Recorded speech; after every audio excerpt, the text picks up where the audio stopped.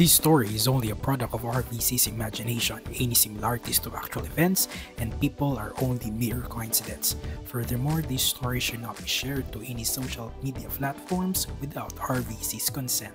Thank you. Chapter 1, 20 years ago. Itong batang ito ay anak mo, Sir Miguel, pasigaw na wika ni Lorna. That child is not mine.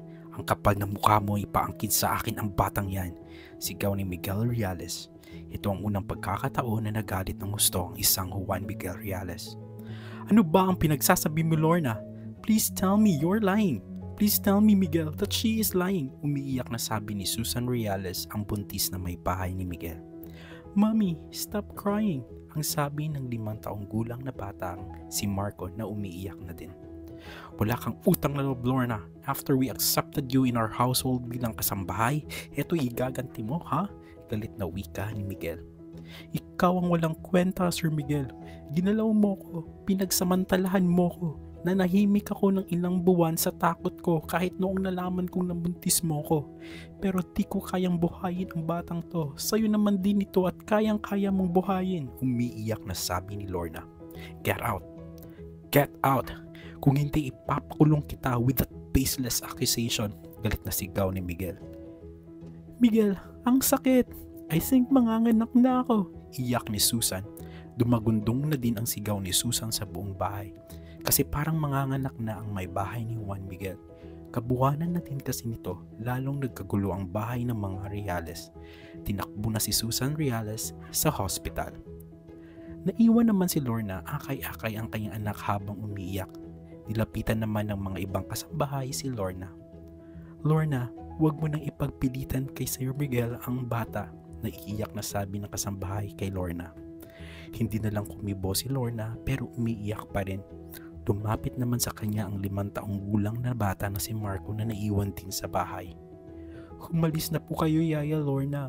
Please po, huwag niyo na po saktan mami ko.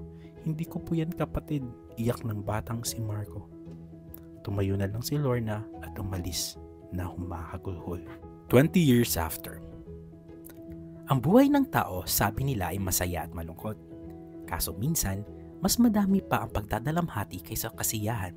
Di ba hindi patas? Kung ako ang tatanungin, nakakapagod ang buhay pero heto ako lumalaban at hindi nagpapatalo. Kasi ang bumubuhay sa akin ay pag-asa na balang araw makakamtan ko ang mga pinapangarap ko sa buhay. Ako nga pala si James Reyes, 20 taong gulang. Isa akong ulila at nakikitira na lang sa matalik na kaibigan ng mama ko. Ang tawag ko sa kanya ay Tia Lori. Si Tia Lori ay walang anak. Mag-isa lang sana siya sa buhay kung wala ako. Wala kasi di siyang asawa kasi tumandang dalaga na. Bata pa lang ako, naikwento na niya sa akin ang tungkol sa mama ko. Nang dahil sa mga kwento niya, di ako nagalit kay mama sa pag-iwan niya sa akin. Sabi niya na umiiyak daw si mama noon at gusto niyang iwan ako sa kanya dahil hindi niya ako kayang buhayin. Masyadong mahirap daw ang buhay ni mama. Hindi daw ako kinikilala ng tatay ko. Ang saklap, di ba? Noong una, tinanggihan ni Tia Lori si mama kasi naman mahirap din ang buhay at hindi pa siya handa na mag-alaga ng bata. Ang buong akala niya, naiintindihan ng mama ko at umalis na. Ngunit kinakapihan noon, iniwan na lang daw ako ni mama sa harap ng pintuan ng bahay niya. Kaya wala na siyang nagawa kundi alagaan ako. Tinaguyod ako ni Tia Lori. Siya ang naghihirap para sa akin. Siya nagpapatahan sa akin sa tuwing umiiyak ako. Inarugan niya ako na parang tunay na anak. Ang kinabubuhay namin ngayon ay pagtitinda ng isda at may pwesto kami sa palengke. Nakikita ko ang pagsisikap at paghihirap ni Tia Lori para lang itaguyod ako. Kaya heto ako, tumutulong at nagsisikap na mag-aral. Gusto ko talagang bumawi sa kanya at makaahon kami sa hirap. Wala akong alam kung sino ang ama ko kasi wala namang naikukwento si Tia Lori. Puro lang tungkol kay mama. Lagi niyang sinasabi sa akin na kung balang araw na magkita kami ng mama ko, ibigay ko daw ang pagpapatawad. Kasi alam niya na masakit din sa mama ko. Kaya din siguro di talaga ako nagtanim ng sama ng loob kay mama. Gusto ko lang siya makilala at tanungin ang kwento niya kung bakit iniwan ako. Oo, yung version niya ng kwento. Alam ko na sa ibang anak to, magagalit talaga pero iba din kasi magkwento at magpayo si Tia Lori. Wala na din akong balak na hanapin ang ama ko. Sabi nga ni Tia Lori, iniwan ako ni Mama kasi sa panahong iyon, di ako kayang alagaan at di ako kinilala ng papa ko. Kung ayaw niya sa akin, ayaw ko din sa kanya. Kung hindi dahil sa kanya, hindi ako iiwan ni Mama. Ewan ko ba kung tama tong pag-iisip na to, pero galit talaga ako sa ama ko. Or masasabi nating may sama ako ng loob sa kanya.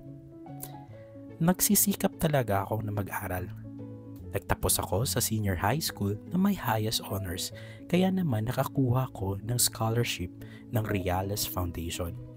Ito yung foundation ng Reales Group of Companies. Nung nalaman nga ni Tia Lori na may scholarship ako, masaya naman siya, kaso may nakikita akong pag-aalangan sa mata niya. Pinaliwala ko na lang yon, baka kasi nag-overthink lang ako. Lahat ng scholars ng foundation ay pinag-aaral nila sa Don Ang Tuaco University. Ito ay isa sa mga magagandang university sa Pilipinas. Lahat ng galing sa prominenteng pamilya ay nag-aaral dito. Kung mahirap ka, di ka talaga makakapag-aral dito na walang scholarship or sponsorship. Kumuha pala ako ng BS Accountancy. Gusto ko kasi maging CPA at makapagtrabaho sa Big 4 accounting firm sa bansa. Kung papalarin, kukuha din ako ng apugasya para maging CPA lawyer. Diba? Taas ng pangarap ko. Wala namang masama, diba? Habang naghihintay ng pasukan, tinutulungan ko si Tia Lori sa palengke para magtinda ng isda.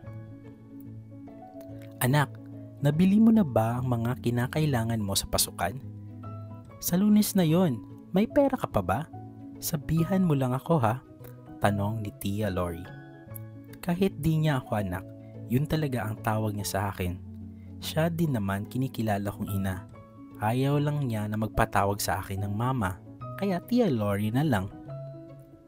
Tia, may nabili naman po akong school supplies, pero yung iba baka pagkatapos na ng unang linggo ng pasukan, kasi doon naman ata ibibigay ng mga professors ang mga requirements sa bawat subject.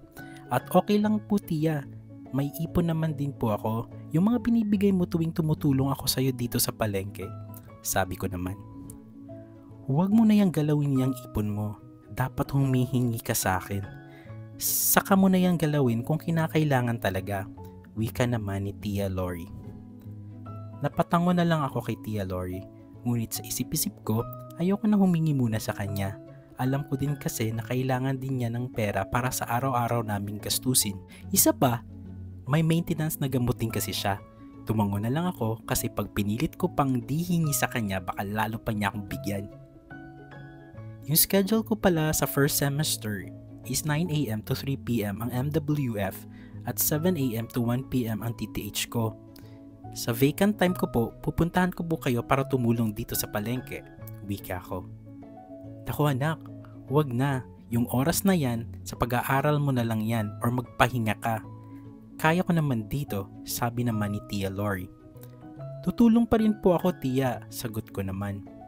Kulit mo talagang bata ka. O siya, ikaw bahala. Basta huwag mong pabayaan ang pag-aaral mo. Mas mahirap ang college. At saka, accountancy ang course mo.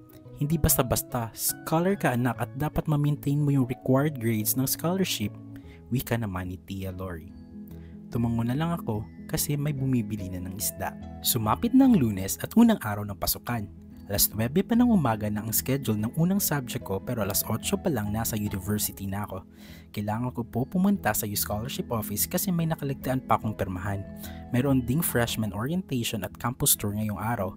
Pagkatapos sa scholarship office, pumunta na ako sa room na nakasaad sa schedule ko.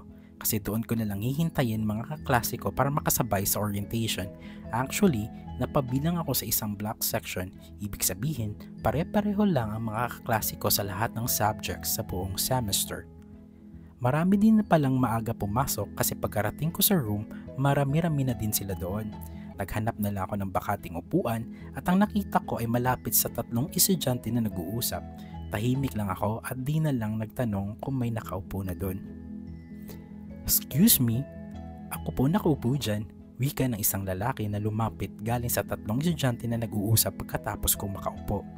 Ay sorry, akala ko wala pang nakaupo dito, wika ko naman. Luis, let him take the seat na lang at umupo ka na lang sa tabi niya. It is vacant naman eh.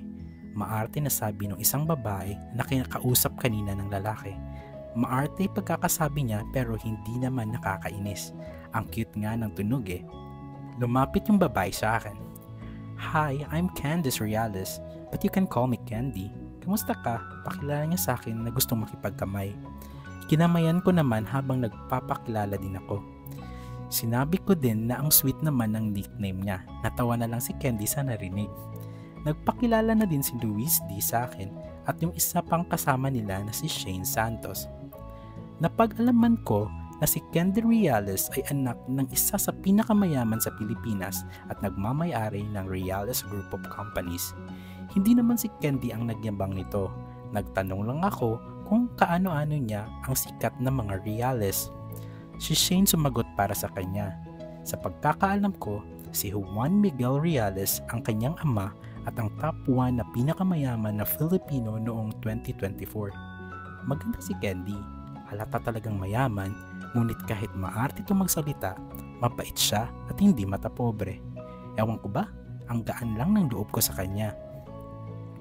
Si Luis D naman ay napapabilang sa prominenteng Filipino-Chinese family. Halatang mayaman, cute at mabait. Si Shane Santos naman ay pinsan naman ni Luis. Ang ama nito ay pure Filipino. Hindi maarte magsalita si Shane, kaso may pagkakalog. Hindi ako nagtanong na buti tanggap sa family nila ang pure Filipino kasi naman masyadong personal yon. Nagbahagi na din kami ng mga social media accounts sa isa't isa and we followed each other. Tell us more about yourself, James. Alam mo, ang cute mo. Feeling ko nga may pagkakahawig yung features mo kay Candy, sabi ni Shane. Nakakahiya naman yung cute talaga ba? Parang di naman kami magkahawig ni Candy. Masyadong maganda si Candy, no? Actually, hulila na ako at nakitira lang ako sa tiyahin ko, sabi ko naman. Oh, sorry to hear about it, James. But don't worry, everything happens for a reason. Whatever the reason is, in God's perfect time, everything will be fine. Kahit maarting tugon ni Candy na may kabuluhan naman. Okay lang ako, Candy. Gusto ko din ibahagi sa inyo na hindi ako makakapasok sa university na to kung hindi ako scholar. Nagtitinda sa palengke yung tiyahin ko. Actually, scholar ako ng Reales Foundation, ang foundation ng company nyo, Candy. Dagdag ko naman. Wow, ang galing mo naman. I'll share this to Dad na one of my friends are his foundation scholar. I am happy na nakilala kita. Best friend ka na namin, ha? Sabi ni Candy na maating natatawa. Napabilib mo ko, James. Nakakatuwa ka. Ngiting sabi ni Luis. Lalong gumapo pag umiti si Luis. Hindi ako attracted sa kanya pero ang gwapo din talaga nitong si Luis. Habang nag-uusap kami, may estudyanteng pumasok sa room namin at nag-announce na ang freshman orientation ay magsisimula na at pupunta na kami sa basketball gym. Pagkatapos ng orientation, pumunta na kami sa next room. Wala pang pasok lahat ng subjects kasi wala pang mga professors. Pumunta na lang kaming 4 sa mall para maggala. Hindi na sana ako sasama, kaso mapili talaga ang 3. Pumasok kami sa coffee shop at nilibre kami ni Candy. Marami pa kami na pag-usapan tungkol sa mga buhay-buhay naming 4. Nakakatuwa kasi kahit ako lang ang hindi mayaman sa amin, nararamdaman ko talagang nabibilang ako sa pagkakaibigan nila.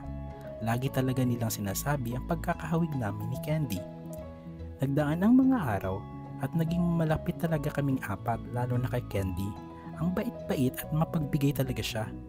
Naging abala din na din kami sa mga gawain. Hindi kasi basta-basta yung kurso na kinuha namin. Isa kasi ang accountancy sa pinakamahirap na course at isa pa, may mini-maintain akong grades para sa scholarship ko. Iba pa yung cut-off na dapat i-maintain ng mga accountancy students kasi pag di namin nakuha yung cut-off grade para sa major subjects, matatanggal kami sa program at kailangan mag-shift sa other courses. Mostly sa mga di nakaka-cut off ay lumilipat sa ibang business courses. Generally, ang passing grade is 1 to 3. Ang 1 yung pinakamataas na marka. Pero sa major subjects namin, kailangan yung grade ay hindi bababa ng 2. Isang araw habang kumakain kami sa kantin, alam niyo guys, Friday naman bukas at walang pasok sa Sabado. I am inviting you to have a sleepover sa bahay. What say you? Maating pagkakasabi ni Candy. Ako Candy, I am so sorry. May family event kami bukas and I can't be there. Sagot naman ni Luis. I can go Candy, ngiting sabi ni Shane. Oh, it's fine Luis. And Shane, I know you can go. That's why I'm excited. How about you James? Sabi naman ni Candy na nakatingin sa akin. Pagpapaalam pa ako kay Tia Lori at isa pa, di ba nakakahiya pumunta sa inyo? Pag-aalang ng tanong ko. Why naman nakakahiya? I invited you and we are friends. best friends actually. For sure matutuwa si Dad when he sees you. Lagi ko kayong naikwento sa kanya, especially you, sabi naman ni Candy. Natuwa naman ako sa sinabi ni Candy. Sinabi ko na lang na magko-confirm ako kinabukasan at magpapaalam pa ako kay Tia Lori. Kinagabihan habang kumakain kami ng hapunan ni Tia Lori. Kumusta naman ang araw mo anak? Tanong ni Tia Lori. Okay naman po Tia Lori. Kayo po, kumusta? Sana po di kayo masyadong napagod sa palengke. Sa Sabado po, makakatulong na ako sa inyo. Sagot ko naman. Nakakapagod pero okay lang naman ako. Ipahinga mo na lang yung Sabado mo at kung ayaw mo magpahinga mag-aral ka na lang, tugon naman ni Tia. Ay Tia Lori, may naalala pala ako. Naalala niyo po ba si Candy? Yung kaibigan at kaklase ko? Nag-aaya kasi yun ng overnight sa kanila. Magpapaalam lang sana ako kung pwede ba ako pumunta sa kanila at matulog doon. Uuwi na lang ako na maaga sa Sabado para matulungan ko kayo, sabi ko. Ngumiti naman si Tia Lori at nagsabi na mas maganda daw yon na makapagpahinga ako at di lang puro aral at pagtulong sa palengke.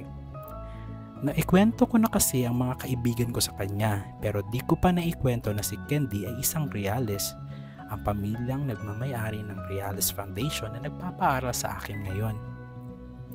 Kaso Tia Lori, nahihiya ako kasi ang yaman nila Candy. Alam ko namang mabait si Candy kaso baka iba yung mga kapamilya niya, sabi ko kay Tia Lori. Imbitado ka naman ni Candy. Sabi mo mabait siya. Sa tingin ko naman mabait ang pamilya niya. Pinalaki nilang mabait si Candy kaya ganun din sila. Sagot naman ni Tia Lori. Kasi Tia, mga Reales kasi sila. Alam mo yung Reales Group of Companies at yung foundation nila? Pamilya nila ang may-ari nun. Sabi ko naman kay Tia Lori. Biglang natahimik si Tia Lori at natulala saglit. Okay lang po ba kayo Tia Lori? Bigla ba sumama pakiramdam nyo? May problema ba sa sinabi ko? Kung ayaw niyo po akong pumunta, okay lang po, sabihin ko na lang kay Candy na may gagawin ako sa palengke kasi kahit ako nahihiya sa mga Reales sobrang yaman kasi ng mga yun. Sabi ko na nabigla sa reaksyon ni Tia Lori. Hindi anak, may naalala lang ako, pumunta ka doon at mag-enjoy, okay? Sagot na lang ni Tia Lori. Natapos na kaming kumain ni Tia Lori at pumasok na ako sa silid ko. Napapaisip talaga ako sa mga reaksyon niya nung sinabi ko na Reales si Candy. O baka may naalala lang talaga siya nakaugnay sa trabaho sa palengke. Huwag na nga mag-overthink at makatulog na. Kinabukasan, kahit alas 9 papasok ko, gumising na rin ako ng maaga para tulungan sa pag-aayos si Tia Lori papuntang palengke.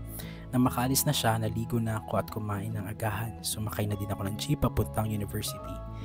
Nang nasa room na ako, nakita ko sina Luis, Shane at Candy na nag-uusap at nakita naman ako ni Luis. Hey James, good morning! Kumusta? Pati ni Luis sa akin. Eto Luis, masaya kasi Friday na. Makakapagpahinga na sa pag-aaral. Good morning sa inyong lahat. Tugon ko kay Luis at pati ko sa lahat. So James, have you decided to go with us after school? Marting tanong ni Candy sa akin. Oo nga pala Candy, sasama ako sa inyo. Sagot ko naman, yay! I am so happy. I think Dad will be there and Kuya and his best friend. Excited na sabi ni Candy. Nako, may bisita pala kayo Candy. Baka nakakahiya, sabi naman ni Shane. Hay nako Shane, bakit ka naman mahihiya? They're my family and you're my friends, no? You already met my family kaya at yung bisita namin, best friend ni Kuya yon. Laging nandoon yon when they were still studying. Umuwi galing sa London at kahapon lang we knew na papunta sa amin at bibisita kay Kuya. We already planned this overnight activity, okay? So, dapat tuloy to. Tumungo na lang si Shane. Sayang talaga di ako makakasama sa inyo, may next time pa naman. Hahay, sabi ni Luis. Ako palang hindi na-meet yung family mo Candy, sabat ko naman. Don't worry, I already told Dad about you. He's looking forward to meeting you, a Reales Foundation scholar na best friend ko. Maarting sagot ni Candy. Siya lang ba best friend mo Candy? Biro na tanong ni Luis. Sinabi ko ba? Hay nako, buti na lang gwapo ka Luis, sabi ni Candy. Namula naman si Luis at kaming lahat ay nagtawanan. Nagdaan ng mga oras, wala masyadong ginagawa sa subjects namin that day. Nang uwian na, ay pumunta na kami sa parking lot at sumakay na kami sa Fortuner ni Candy. Manong, let's go home na, sabi ni Candy sa kanyang driver. Buti Shane, pumayag parents mo sumakay sa akin. Usually kasi your driver will just drop you sa house, tanong ni Candy kay Shane. Buti nga pumayag. Sabi ko kasi di na ako bata at isa pa, I'll be joining you. Hahaha, tawang sabi naman ni Shane. Tinanong pa ako ni Candy bakit ako tahimik. Sabi ko na lang, may iniisip lang ako. At tumango na lang siya. Kinakabahan talaga ako na ma-meet yung dad at kuya ni Candy. Hindi ko talaga alam kung bakit.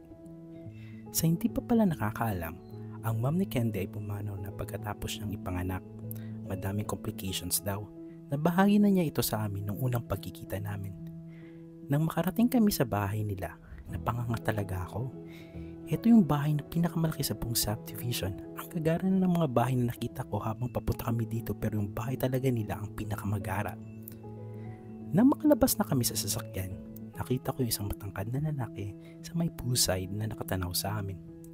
Ang gwapo niya at may pagkasingkit ang mata. Ang laking tao at alam mo talaga na alagang Jim. Nilapitan siya ni Candy. Kuya David, it has been years. Welcome home again. Excited na maarting bati ni Candy. Oh Candy, how are you? Di ka pa rin nagbabago. Napangiting sabi ni David at yumakap kay Candy.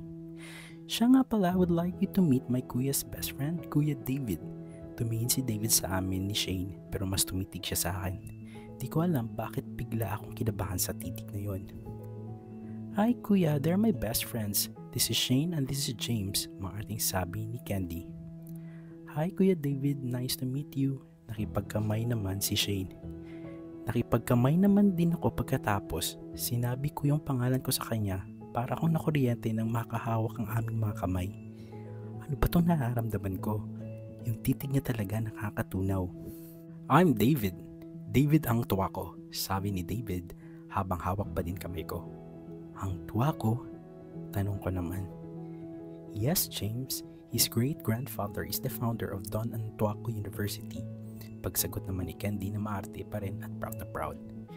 Hindi din pala basta-basta tong kaibigan ng kuya ni Candy. Sila na talaga. Gusto ko rin magkaroon ng legacy sa future. Kaya nag-aaral talaga ako ng maigi. Okay. Kuya David, yung kamay ko po. Sabi ko kay David. Sorry talaga. You look familiar kasi. I'm not so sure if we meet somewhere. Anyway, never mind. Baka ibang tao lang yun. Sabi naman ni David na nakatingin pa rin sa akin at nakangiti. Ay nako David, sa isip-isip ko. Huwag mo lang akong ngitian. Baka bumigay ako. Kuya David, Kuya and Dad are still in the office because maaga pa naman. Feel at home na lang as always. I know you're looking forward to meeting again, Kuya Marco. Sige kuya, punta muna kami sa room ko at ikaw, James, ihatid kita sa guest room. As we all know, you are not allowed in my room, sabi sa amin ni Candy. Though, di ko pa nasasabi talaga sa kanila kung ano talaga ako at kahit ramdam ko na alam na ng mga kaibigan ko kung ano talaga ako, hindi pa rin maganda pumasok sa room ni Candy. Mukha pa din akong lalaki at kilos lalaki. Naglakad na kami papasok sa bahay ni Candy. Ramdam ko pa rin ang mga sumusunod na titig sa akin. O baka nag-overthink lang ako. Ano ba talaga itong nararamdaman ko? Ay, lalo tuloy akong kinakabahan.